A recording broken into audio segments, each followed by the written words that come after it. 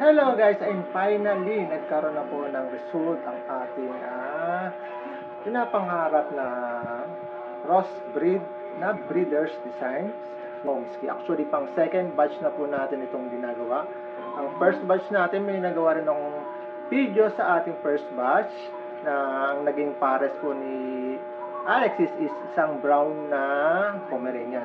This time, ang ginawa po natin is ang pinir po natin sa kanya is pure white na Pomeranian, na pure breed na Pomeranian. So yun, pakita ko sa inyo ang magandang result ng kanilang pag-mating.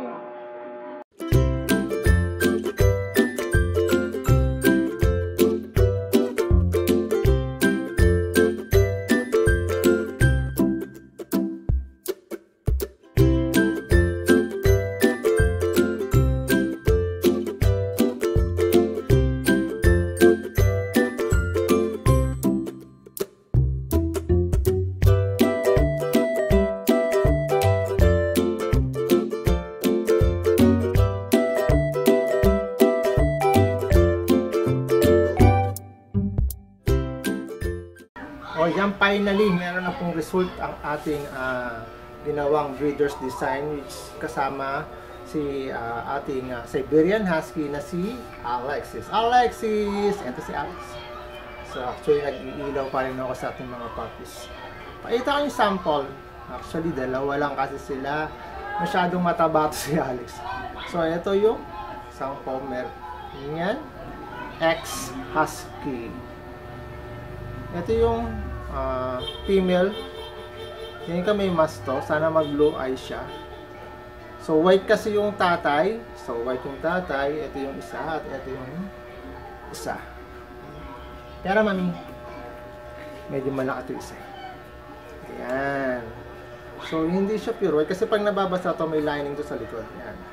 Parang sa Siberian Husky. Tapos yung buntot nila may ganyan. Pareha sila.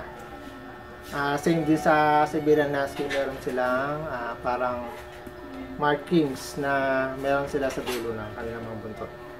Kasi pakita ko yung kanilang mating kasi gumagawa tayo lagi rito ng documentation para sa ating ginagawang Pomsky.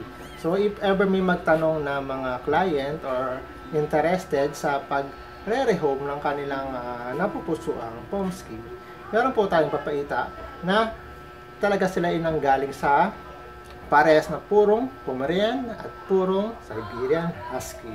So, eto na. Ayan, December 22. Kaya magpapaskulin tayo ng Istanbul, alam ko. Ano yan? Ay, hindi. Kailan iba yung kami. Ito, Pasko mismo. Sa kabila. Ano kasi? Dito.